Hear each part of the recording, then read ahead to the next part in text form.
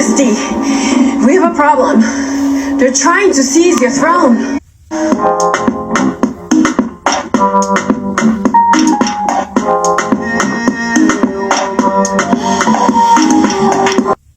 You guys, we're still in the month of Adar until March 30th, okay? So this is a season, a month for fighting for the crown, like fighting for our lives, fighting for our destiny, okay? So if you have characters like Judas, like Haman, like Scar, okay, and spoiler alert, because if you haven't seen the movie Mufasa, okay, I've been like meditating on Mufasa and Scar because I'm facing my own situation in my own life. And so many of the remnant, those being raised up for such a time as this, God's kings and queens, the ones with genuine and pure hearts and not selfish motives, not doing shady stuff, not being a thief.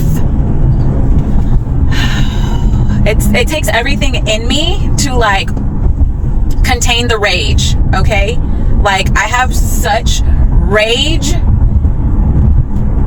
because of the way, the deceitfulness of people that you like gave the shirt off your back for. And when I watched Mufasa in theaters, it was a really good movie, okay? But Mufasa, like, and so if you haven't seen it, I'm sorry, it's a spoiler, you might not want to continue to listen, but like it goes into how Mufasa and Scar came together and how, you know, Scar was really like at first was happy to have a brother. Like he was so happy to come across Mufasa, and they built this bond and this brotherhood. But eventually Scar went on to be jealous of Mufasa, and the whole time Mufasa didn't even want the position of power. The whole time Mufasa wasn't even trying to like take the throne. He was fine with like Scar having the throne, but Scar was never appointed because his heart wasn't right. Scar's heart was tainted by jealousy. It became overcome with jealousy and envy of Mufasa. And so his heart wasn't the heart of a king. Mufasa carried the heart of a king because he cared and put other people's safety and well-being ahead of his own.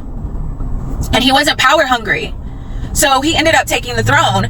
And because Mufasa like continued to have this heart of compassion, even after Scar screwed him over in Mufasa in the movie, that's why he got exiled. He got exiled, but he wasn't completely like, Mufasa didn't kill him. Mufasa didn't like completely make him totally never return. He just exiled him to a certain particular part of the land, you know, of the promised land, right? And so what ends up happening because of Mufasa's kindness? Scar in The Lion King ends up killing Mufasa. So because of your compassionate heart, you end up getting screwed in the end, right? And this is the war for the throne. You've got to understand that you are fighting for your promise right now. And as much as you hate to be a shark, you might have to be a shark right now. I'm having to be a shark right now. I'm having to just stand my ground. And it's not pretty. And it's not what I want to do. It's not my nature to be a predator, to be a shark. But when people continue to treat you like you are prey and prey on your kindness and be manipulative and deceitful and portray themselves as an angel of light, all the while doing this deceitful, betrayal, backstabbing, crackhead behavior, BS, then you have to do what you have to do, right? Because you have to take the throne for such a time as this. And God is not going to allow, He's not going to allow you to be taken out. Okay, and even David struggled with this. David refused to take out Saul. God had to take him out for him because he refused to take out Saul because he loved Saul. Unfortunately, some of the people who are trying to take us out are the ones we were closest to, the ones we loved and had their back and showed the most love to. And it's hard. It's hard.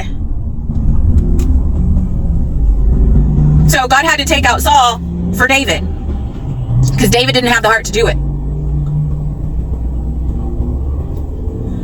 So I say this just for those who it resonates with.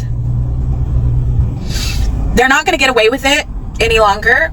God is not going to allow anyone doing deceitful things, harming people, intentionally calculating on preying on people. He's not going to allow it on God's people. He's not going to allow it. It's being exposed. Everyone who refuses to repent, refuses to take accountability, refuses to change their ways, they're being exposed and they're being brought to justice. Lord, have mercy on them. Help them repent, because justice is coming for all that's been done.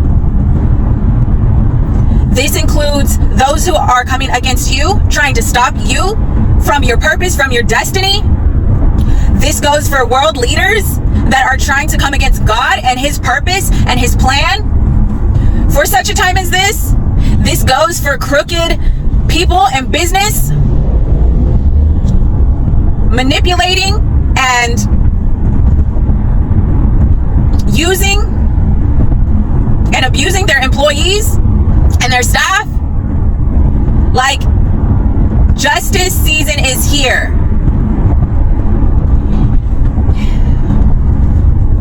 And it's going to require us to be willing to speak up, to stand up.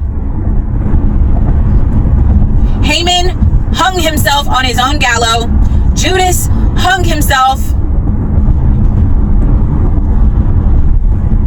And as much as we logically understand that what they've been doing isn't right, and that they're reaping what they sow, it still sucks. It still sucks. It still feels horrible. Because you don't want to see it. You don't want to see it. You don't want to see them fall. You did everything in your power to help them prosper. You don't want to see their downfall. It pains you to see their downfall. It pained David to be betrayed by Saul. It pained David for Saul's downfall to come about.